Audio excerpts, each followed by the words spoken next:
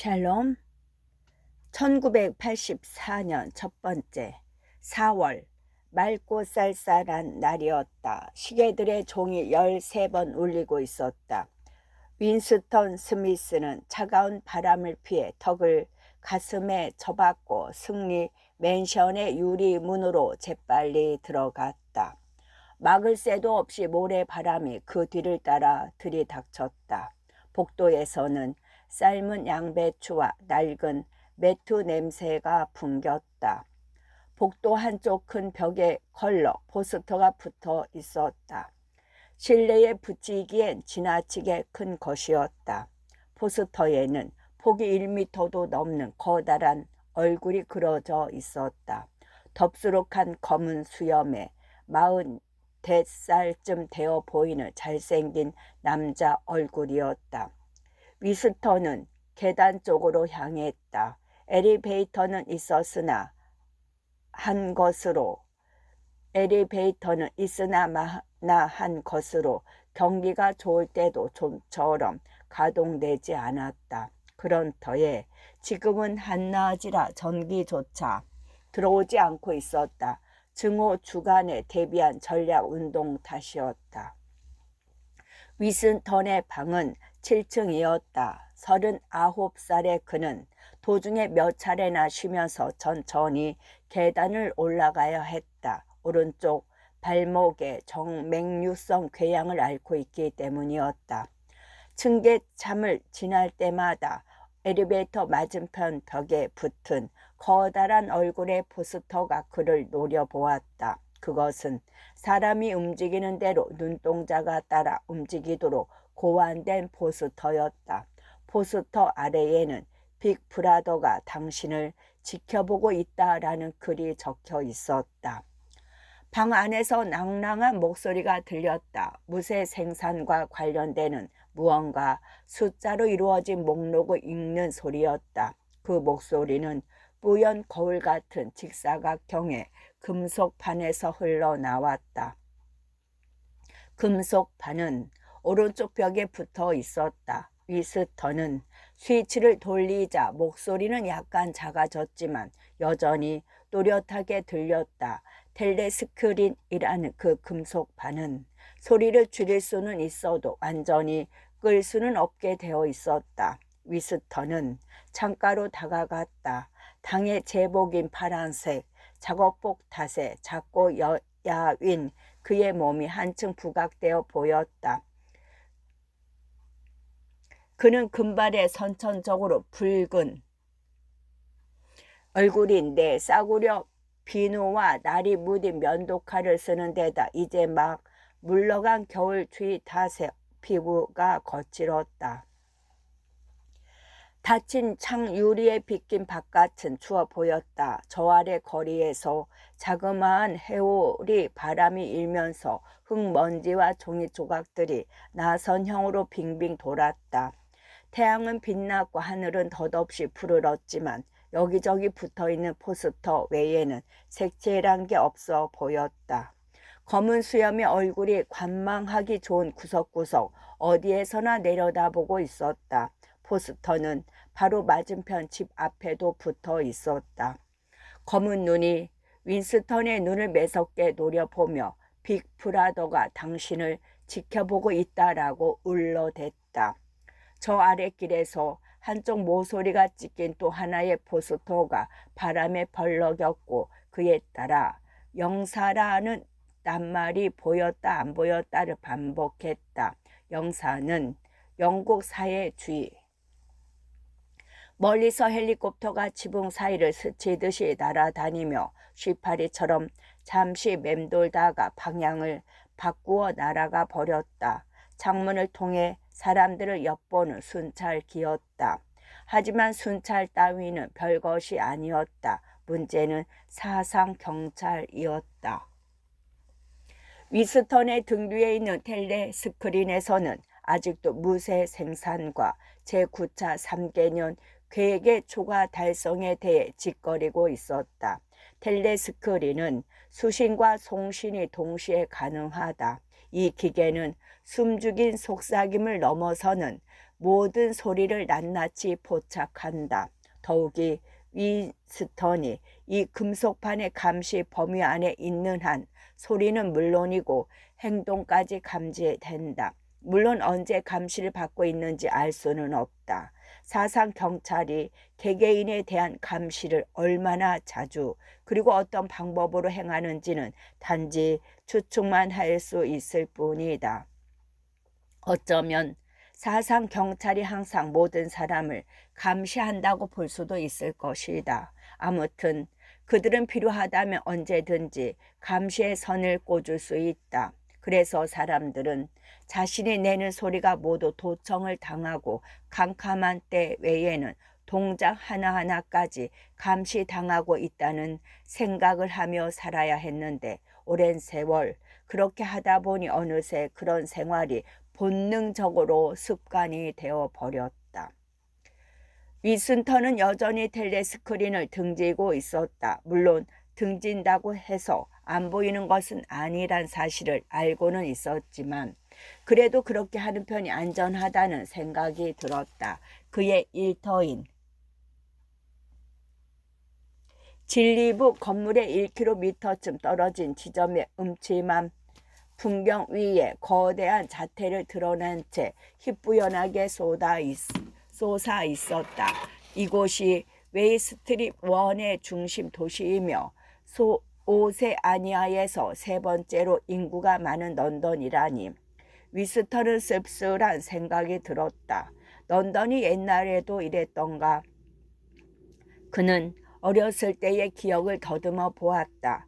그때도 지금처럼 낡은 19세기 가옥들이 줄비한 가운데 벽들은 통나무로 받쳐져 있고 창문들은 마분지가 덕지덕지 발라져 있으며 지붕의 함석판은 쭈그러져 있는 데다 마당을 에워싼 담은 들쑥날쑥 볼품이 없었던가. 폭탄이 떨어진 자리마다 횟가루가 날리고 분홍 바늘꽂이 자갈 더미 위에 어지럽게 흩어져 있었던가. 폭탄이 휩쓸고 지나간 공터에 닭장같이 생긴 지저분한 판잣집들이 들어섰던가. 그러나 소용없는 일이었다. 그는 그런 장면들을 기억해낼 수가 없었다. 어린 시절에 대해서는 아무런 배경이 없는 데다 뭐가 뭔지 분간할 수도 없는 그저 환한 그림 같은 일련의 정경만이 남아 있을 뿐이었다. 신호로 진부라고 하는 진리부는 다른 건물들과 판이하게 달랐다. 흰색 콘크리트로 번쩍이는 피라미드 모양의 그 웅장한 건물은 층마다 계단식으로 쌓아 올려진 채 300m나 하늘 높이 솟아 있었다. 흰 건물 전면에는 윈스턴이 서 있는 곳에서도 훤히 보이는 당의 세 가지 슬로건이 우아한 필체로 쓰여 있었다. 우아한 필체로 쓰여 있었다. 전쟁은 평화, 자유는 예속, 무지는 힘. 진리부에는 지상에 3,000개의 방이 있는데 지하에도 그만한 수의 방이 있다고 한다. 런던에는 외형과 규모가 이와 비슷한 건물이 3동이나 더 있다. 그런데 이들 건물 때문에 주위의 다른 건물들은 형편없이 작아 보인다. 그래서 승리 맨션 지붕에서는 이 4건물을 한꺼번에 볼 수 있다. 이 건물들은 모든 정부 기관이 들어서 있는 4개의 정사하다. 보도, 연애, 교육 및 예술을 관장하는 진리부, 전쟁을 관장하는 평화부, 법과 질서를 유지하는 예정부, 경제 문제를 책임지는 풍요부가 그것들이다. 그 이름들은 신어로 진부, 평부, 애부, 풍부라고 한다. 애정부는 그야말로 무시무시한 곳이다. 그 건물에는 창문이 하나도 없다. 윈스턴은 애정부에 들어가 보기는커녕 그 근처 100m 내에 얼씬거린 적도 없다. 그곳은 공적인 일로만 들어갈 수 있는데 그것도 미로 같은 가시철조망과 철문을 비롯해 기관총이 숨겨져 있는 초소들을 통과해야 가능하다. 건물 외부 관문으로 이어진 거리에서조차 검은 제복의 고릴라처럼 생긴 위병들이 마디진 곤봉을 차고 어슬렁거린다. 위슨턴은 갑자기 돌아섰다. 그러고는 짐짓 즐거운 표정을 지었다. 텔레 스크린을 마주 대할 때는 그런 표정이 유리하기 때문이었다. 그는 방을 가로질러 좁은 부엌으로 들어갔다. 그 시간에 청사를 나오느라 식당에서 점심을 먹지 못했던 것이다. 그는 다음날 아침 식사로 남겨둔 흑빵 한 덩어리 외에 먹을 것이 하나도 없다는 사실을 알고 있었으므로 선반에서 승리주라는 흰색 라벨의 붉은 맑은 술병을 꺼냈다. 그 술은 쌀로 빚은 중국의 화주처럼 독한 데다 느글느글하니 구역질 나는 냄새를 풍겼다. 윈스턴은 술을 찻잔에 가득 찰 만큼 따르자마자 쓰디 쓴 약을 삼키듯 진저리를 치며 단숨에 마셔버렸다. 그의 얼굴은 금세 붉게 달아올랐고 눈에서는 눈물이 핑 돌았다. 그 술은 초상 같아서 삼키는 순간 몽둥이로 뒤통수를 한 대 얻어 맞은 듯한 기분이 든다. 하지만 이내 타는 듯 화끈거리던 뱃속이 가라앉으면서 기분 좋은 취기가 돌기 시작한다. 위스턴은 승리 담배라고 표시된 구겨진 담뱃갑에서 담배 한 가비를 꺼내 무심코 만지작거렸다. 그러다 그만 담뱃가루를 몽땅 바닥에 떨어뜨렸다. 그는 다시 한 개비를 꺼내 입에 물고 거실로 돌아가서 텔레스크린 왼쪽에 있는 자그마한 책상 앞에 앉았다. 그런 다음 서랍에서 펜대와 잉크병 그리고 붉은색 뒷표지의 앞표지는 대리석 색깔인 두툼한 사절 노트를 꺼냈다. 거실의 텔레스크린이 보통의 경우와는 다른 위치에 설치된 데는 이유가 있다. 일반적으로 텔레스크린은 방안 전체를 볼 수 있도록 벽 끝에 설치된다. 하지만 위스턴이 거실에는 창문 맞은편 기다란 벽에 설치되어 있다. 이 벽 한쪽 끝에 위스턴이 지금 앉아있는 움푹 들어간 곳이 있는데 이는 아마도 맨 처음 맨션을 지을 때 책장을 놓기 위해서 그렇게 만든 듯하다. 그런데 이 움푹 들어간 곳에 앉아서 몸을 잘 숨기기만 하면 텔레스크린의 감시망을 벗어날 수 있다. 물론 위스턴이 내는 소리는 들리겠지만 지금처럼 몸을 움츠리고 있는 한 보이지는 않을 것이다. 어쨌든 거실이 이처럼 독특한 구조를 지닌 것도 그가 이제 막 시작하려는 일의 부분적인 동기가 되었다. 그러나 그 주요 동기는 서랍에서 방금 꺼낸 노트에 있었다. 그것은 그야말로 근사한 노트였다. 오래되어 색이 약간 누렇게 바래기는 했지만 매끄러운 크림색 종이로 된 노트는 적어도 지난 40년 동안은 만들어지지 않은 것이었다.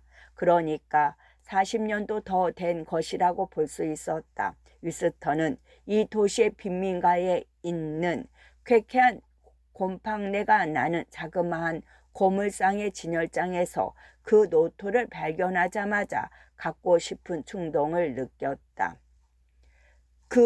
이 도시의 빈민가, 어느 빈민가였는지 생각나지 않는다. 그런데 당원들은 일반 상점, 자유시장 거래라고 칭한다. 자유시장. 일반 상점에는 출입이 금지되어 있었다. 하지만 이 규칙은 제대로 지켜지지 않았다. 다른 곳에서는 구할 수 없는 구두끈이나 면도날 같은 갖가진 물건들이 이 같은 일반 상점에 있기 때문이었다. 그는 거리를 위아래로 재빨리 살펴본 다음 상점 안으로 뛰어 들어가서 노트를 $2 50센트에 샀다. 그때만 해도 어떤 특별한 목적이 있어서 노트를 갖고 싶었던 것은 아니었다. 그는 무슨 죄라도 지은 듯 그것을 조심스레 가방에 넣고 집으로 돌아왔다. 그 속에 아무것도 적혀 있지 않다고 해도 노트는 의심을 살 만한 물건이었다. 윈스턴이 시작하려는 일은 일기를 쓰는 것이었다. 일기 쓰는 것은 불법이 아니었다. 불법이라는 게 없으니 불법이라는 것도 있을 리 없다. 하지만 발각될 경우 사형 아니면 적어도 강제노동 25년형의 선고를 받을 것이 틀림없었다. 윈스턴은 펜촉을 펜테에 꽂고 펜 끝에 기름기를 닦아냈다. 펜은 서명할 때도 거의 사용되지 않는 구식 필기 도구였다. 그럼에도 그가 그것을 남몰래 어렵사리 구한 이유는 근사한 크림색 노트에는 볼펜으로 끼적거리기보다 진짜 펜촉으로 써야 어울릴 것 같은 생각이 들었기 때문이었다. 그렇지만 그는 손으로 글을 쓰는 일에 익숙지 않았다. 아주 짧은 글 외에는 모든 것을 구슬 기록기에 불러주는 것이 상례였다. 물론 지금은 그렇게 할 수 없었다. 그는 펜촉을 잉크에 적시고 잠시 머뭇거렸다. 짜릿한 전율이 뱃속을 훑고 지나갔다. 종이에 글을 쓴다는 것은 결단력이 필요한 중대 행위였다. 그는 작고 서툰 글씨로 다음과 같이 썼다. 1984년 4월 4일. 그는 몸을 뒤로 젖히고 앉았다. 무력감이 그를 사정없이 짓눌렀다. 우선 올해가 1984년이 맞는지 어떤지 알 수 없었다. 나이가 39살인 것만은 거의 확실했다. 1944년이나 1945년에 태어난 것으로 알고 있으니까 틀림없이 그쯤 될 것이다. 그러나 요즘에는 일이 연내의 어떤 날짜도 정확하게 말할 수가 없다. 누구를 위해 이 일기를 쓰는가? 그는 벼랑간 의아스러운 생각이 들었다. 미래를 위해서, 아직 태어나지 않은 후세를 위해 그는 잠시 일기장에 적힌 날짜를 의심스러운 눈초리로 바라보며 생각에 잠겼다. 문득 이중사고라는 신호가 그의 뇌리에 떠올랐다. 그는 자신이 엄청난 일을 하고 있다는 사실을 처음으로 절실히 깨달았다. 어떻게 미래와 소통할 수 있단 말인가. 그런 일은 본질적으로 불가능하다. 미래가 현재와 비슷하다면 그의 말에 귀 기울이지 않을 것이고 다르다면 이 순환의 기록은 무의미한 것이 되리라. 그는 한동안 멍하니 노트를 바라보며 앉아 있었다. 텔레스크린에서 귀에 거슬리는 군악 소리가 흘러나왔다. 그는 자신을 표현할 수 있는 능력을 상실한 데다 애초 의도했던 말이 무엇이었는지조차 까맣게 잊어버린 것 같은 이상한 기분이 느꼈다. 지난 몇 주 동안 그는 이 순간을 위해서 만반의 준비를 해왔다. 그러면서 용기만 있으면 무슨 일이든 할 수 있다고 굳게 믿었다. 사실 글을 쓰는 일 자체는 어려운 것이 아니었다. 지난 수년 동안 그의 뇌류를 스쳐 지나간 무수한 독백을 글자 그대로 종이에 옮기기만 하면 그만이었다. 그런데 어찌된 일인지 그런 독백마저 고갈되어 버렸다. 그런데다 정맥류성 궤양이 생긴 자리가 참을 수 없을 정도로 가렵기 시작했다. 하지만 시원스레 긁어댈 수는 없는 노릇이었다. 긁기만 하면 어김없이 벌겋게 부어올라서 염증을 일으키기 때문이었다. 시간이 똑딱거리는 시계 소리와 함께 지나갔다. 앞에 놓인 노트의 공백, 발목 피부의 가려움증, 궁악대의 나팔소리, 술로 인한 약간의 취기, 그가 의식하는 것이라고는 고작 이런 것들 뿐이었다. 그는 벼랑간 공포감을 느끼며 글을 써 내려가기 시작했다. 자신이 무엇을 하고 있는지조차 의식하지 못한 상태에서였다. 그는 어린아이가 쓴 것처럼 작고 삐뚤삐뚤한 글씨로 젖자를 대문자로 쓰는 것과 문장 끝에 마침표를 찍는 것도 무시한 채 노트의 공백을 메워 나갔다.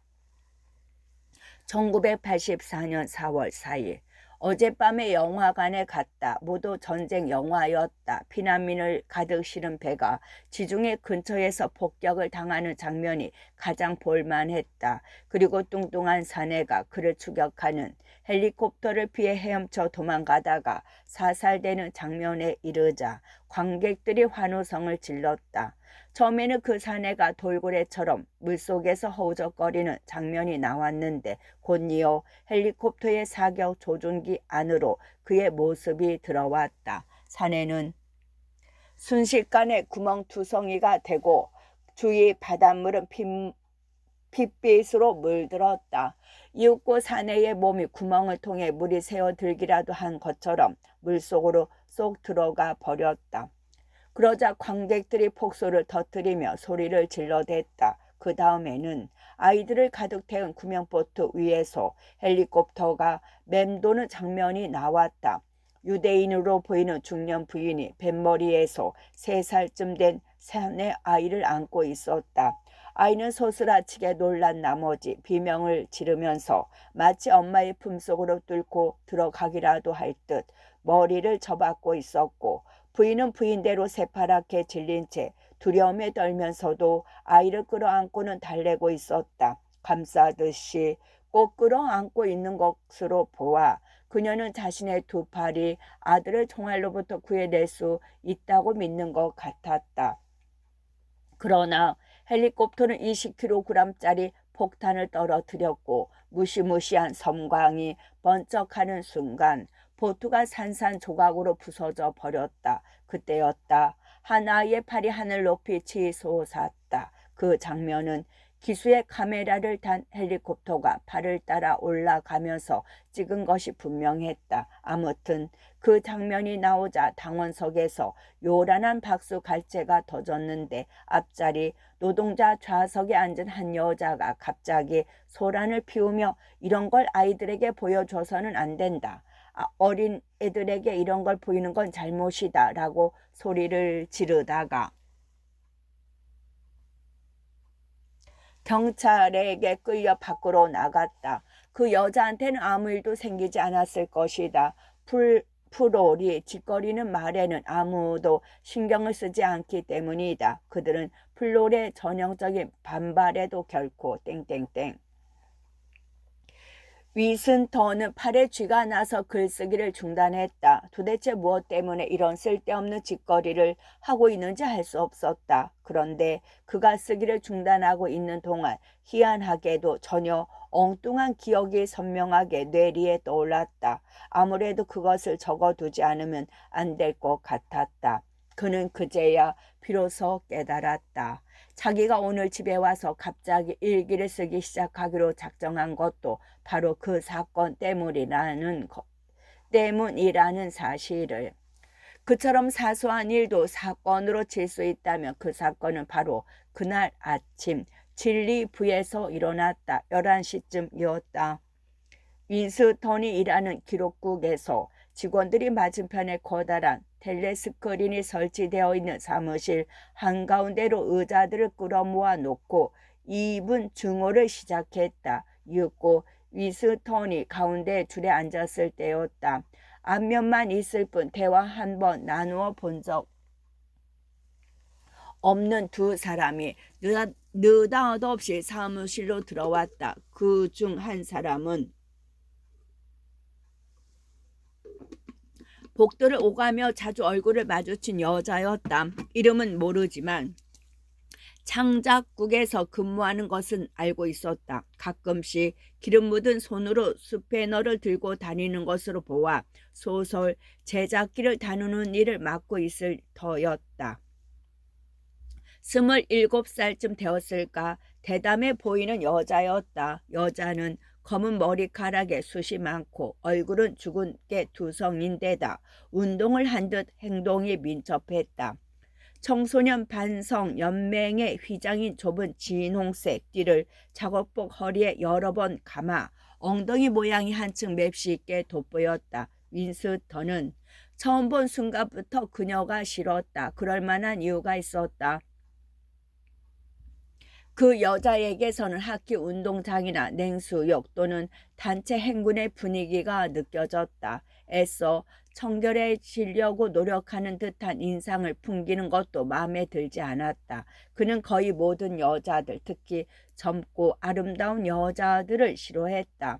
고집스럽게 당에 충성하는 사람들, 슬로건을 고지곧대로 신봉하는 사람들, 슬로건을 고지곧대로 신봉하는 사람들, 아마추어 스파이들, 이단의 냄새를 귀신같이 맡는 사람들을 보면 거의 여자들, 그것도 젊은 여자들이었다.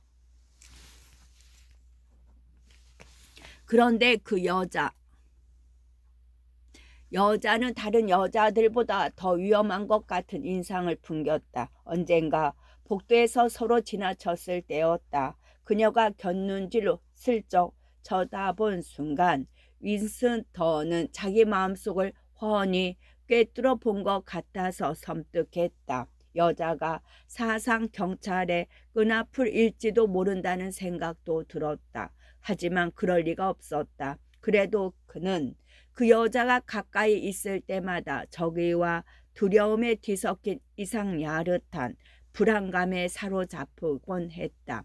또 한 사람은 오브라이언이라는 내부 당원으로 윈스턴이 잘 알지 못하는 뭔가 대단히 중요하면서도 은밀한 쥐기에 있는 남자였다.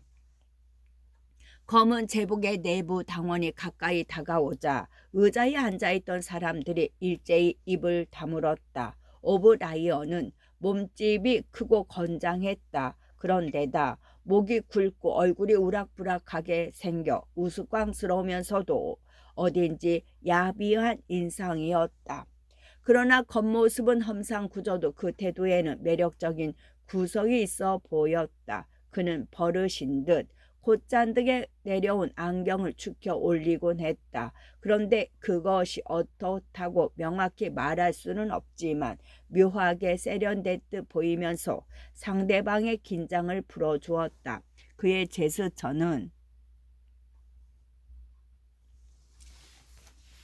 18세기의 귀족들이 손님에게 담뱃값을 내놓는 모습을 연상시켰다. 윈스턴은 최근 몇 년 동안 오브라이언을 12번쯤 보았을 것이다. 그가 오브라이언에게 마음 깊이 끌리고 있는 것은 단지 그의 도시인다운 세련된 태도와 권투 선수 같은 체격이 풍기는 묘한 대조의 흥미를 느꼈기 때문만은 아니었다. 그보다는 오브라이언의 정치적인 신조가 불완전하리라는 은밀한 믿음, 아니 단순히 믿음이 아니라 그렇게 되기를 바라는 희망 때문이었다. 그의 얼굴에는 어쩔 수 없이 그런 것을 느끼게 하는 무엇인가가 있었다. 어쩌면 그의 얼굴에 쓰여 있는 것은 이단이 아니라 단순한 지성일지도 모른다. 어쨌든 텔레스크린이 없는 데서 단둘이 만날 수만 있다면 한 번쯤 말을 걸어봄직한 사람이었다. 그러나 윈스턴은 그런 생각을 실행에 옮길 마음은 조금도 없었다. 어차피 그렇게 해볼 방법 같은 것도 없는 상황이었다.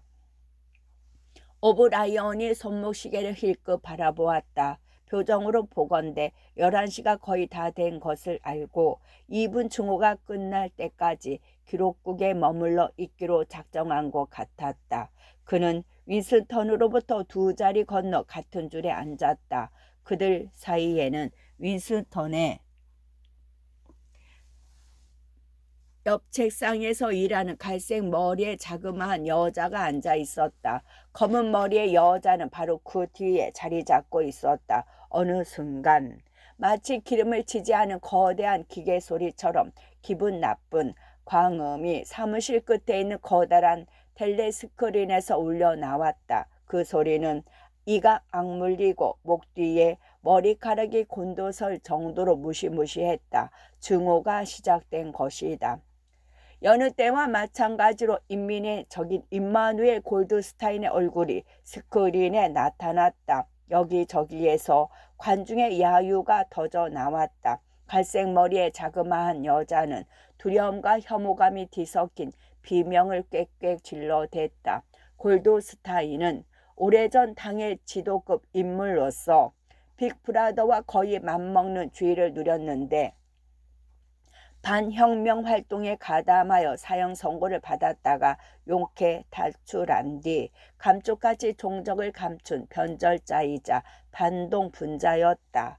이분 중후의 프로그램은 날마다 바뀌었지만 중심 인물은 언제나 골드스타인이었다. 그는 최초의 반역자요, 당의 순수성을 처음으로 모독한 인간이었다. 그 후 일어난 모든 반당죄, 즉 반역과 파업행위, 이단과 탈선 등은 그의 사주에 의해 생겨난 것이었다. 골드스타인은 아직도 어디에선가 생존해 있어 음모를 꾸미고 있을 터였다. 소문에 의하면 그는 바다 건너 어딘가의 나라에서 외국인 후원자의 보호를 받고 있거나 이 오세아니아의 깊은 은시처에 숨어 있었다.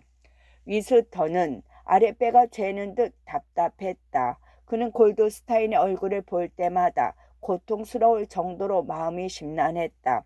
그 유태인의 얼굴은 야위였는데 후광처럼 넘실거리는 하얀 머리카락에 가느다란 염소 수염까지 기르고 있어서 꽤 지혜롭게 보였다. 하지만 어딘지 모르게 선천적으로 비열한 듯한 인상을 풍겼다. 게다가 길쭉한 코끝에다 안경을 걸친 모습에는 노인들에게서나 볼 수 있는 우매함마저 서려 있었고 얼굴과 목소리는 영락없이 염소를 닮아 있었다. 골드스타인은 여전히 당의 강령에 독서를 퍼붓고 있었는데 내용이 지나치게 과장되고 신랄해서 어린아이도 그 속내를 훤히 들여다볼 수 있을 것 같았다. 하지만 그런 한편으로 그의 독설은 놀라울 만큼 그럴듯하기도 해서 보통 이하의 머리를 가진 사람들은 거기에 홀딱 넘어갈 게 틀림없었다. 그는 빅브라더와 당의 독재를 비난하고 유라시아와의 즉각적인 평화협정을 요구했다. 그리고 언론, 출판, 집회, 사상의 자유를 주장하고 혁명이 배반당했다며 신경질적으로 외쳐댔다. 그의 독설은 당의 운병가들이 습관적으로 사용하는 수법을 모방한 빠른 다음절의 연설이었다. 그는 심지어 당원들이 일상생활 가운데에서 쓰는 것보다 더 많은 양의 신어를 섞어가며 연설했다. 그러는 동안 사람들이 골드스타인의 허울 좋은 말 속에 혹시라도 일말의 진실이 숨어 있을지도 모른다는 의심을 품을까봐 스크린에서는 그의 머리 뒤쪽으로 유라시아의 군대의 행렬을 끊임없이 펼쳐 보이고 있었다. 아시아인의 그 무표정하고 굳은 얼굴을 한 군인들의 행렬이 스크린에 나타났다가 사라지기를 반복했다. 군인들의 단조롭고 규칙적인 군화 소리는 골드스타인이 내는 염소 목소리의 배경음악으로 작용하고 있었다. 중호가 시작된 지 30초도 안 돼요. 사무실에 있는 사람들의 반 이상이 일제히 고함을 질러댔다. 스크린에 비친 자만심 가득 찬 골드스타인의 염소 같은 얼굴과 그 뒤에 나타난 유라시아 군의 소름 끼치는 병사들을 보고는 도저히 참을 수 없었던 것이다. 그렇지 않아도 골드스타인을 보거나 그에 대한 생각만 해도 자동적으로 공포와 분노의 감정이 솟구치던 터였다.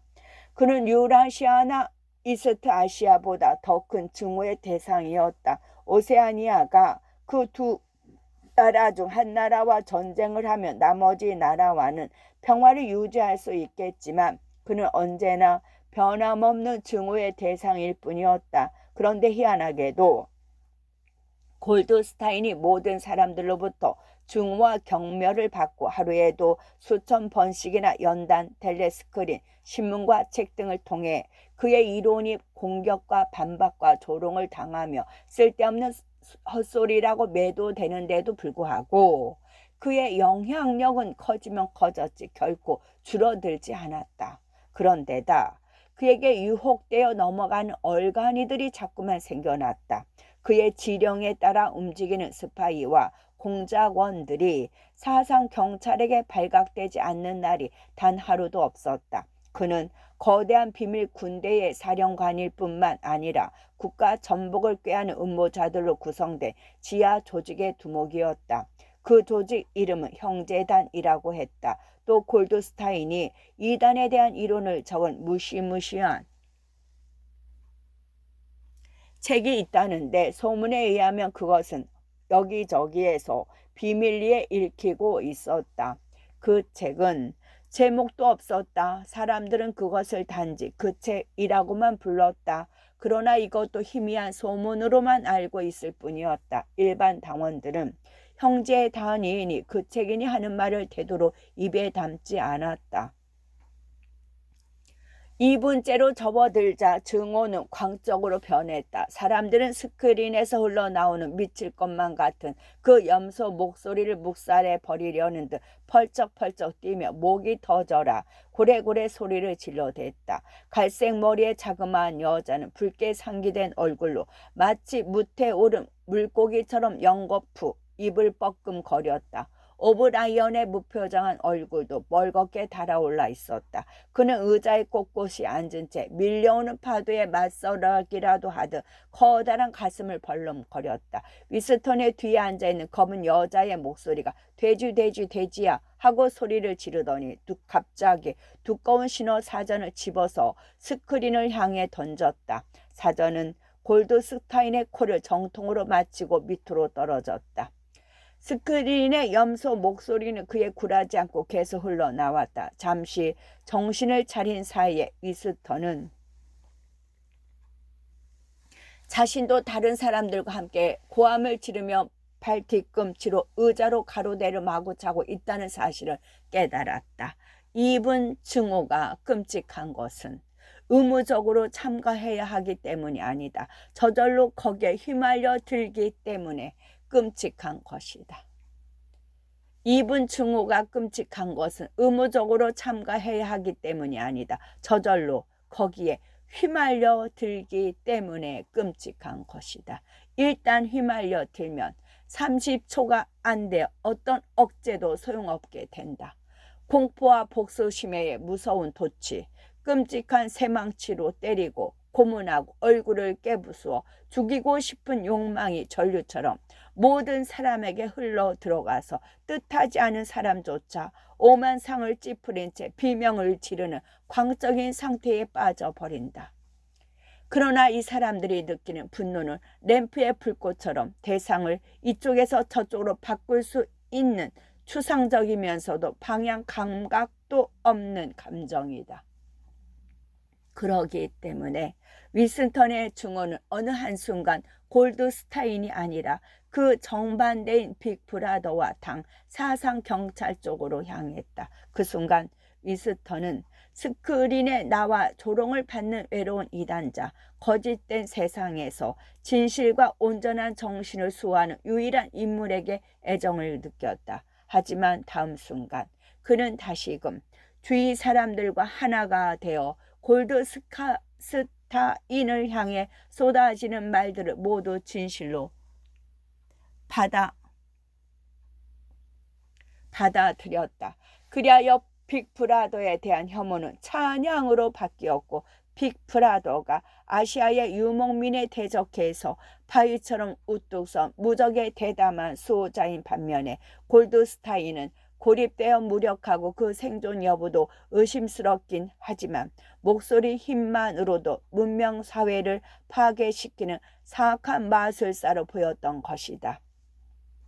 인간은 때에 따라서 의식적으로 증오의 대상을 바꿀 수 있다. 위스턴은 악몽으로부터 깨어나려고 안간힘을 쓰는 사람처럼 갑자기 격렬하게 몸부림치면서 증오의 대상을 스크린의 얼굴에서 뒤에 있는 검은 머리의 여자로 바꾸었다.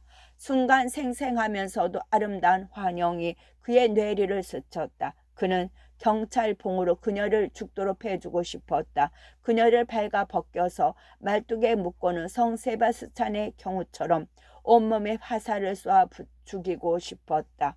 그녀를 강간하여 절정에 오른 순간에 목을 자르고도 싶었다. 그는 이제야 왜 그녀를 그토록 증오하는지 좀 더 확실하게 알 것 같았다. 그녀를 중요하는 것은 그녀가 젊고 아름다운 데다가 무관심하기 때문이었다. 그녀는 절대로 응하지 않을 것이기 때문이었다. 양팔로 안아달라는 듯 매혹적이고 나긋나긋한 허리에 순결의 상징인 역겨운 진홍색 띠가 감겨있기 때문이었다. 중우는 절정에 달했다. 골드스타인의 목소리는 진짜 염소 소리로 바뀌었다. 잠깐이지만 얼굴마저 염소 얼굴로 변했다. 염소 얼굴은 흐물흐물하면서 녹아내리는 듯하더니 금세 유라시아 군인의 모습으로 바뀌었다. 그 군인이 무시무시한 거인처럼 기관총을 갈겨대면서 스크린 밖으로 뛰어나올 듯 다가왔다. 뛰쳐나올 듯이 다가왔다. 그 바람에 앞줄에 앉은 사람들이 흠칫 놀라서 뒤로 물러났다. 그러나 사람들은 이내 안도의 한숨을 내쉬었다. 적개심을 드러낸 군인의 얼굴 대신 검은 머리에 검은 수염을 기른 권력과 신비스러운 정적에 쌓인 빅브라더의 얼굴이 스크린에 나타났기 때문이었다. 빅브라더가 무슨 말을 하는지 귀담아 듣는 사람은 아무도 없었다. 그의 말은 두서너 마디의 격려사에 불과했는데 일일이 알아듣기란 불가능했다. 하지만 그의 말을 듣고 있다는 사실 하나만으로도 서로의 신의를 회복할 수 있는 마치 전쟁의 북새통에서 지시를 듣는 것과 같은 그런 격려사였다. 이윽고 빅브라더의 얼굴이 물러나고 대문짝만한 당의 3가지 슬로건이 스크린에 나타났다. 전쟁은 평화, 자유는 애소, 무지는 힘.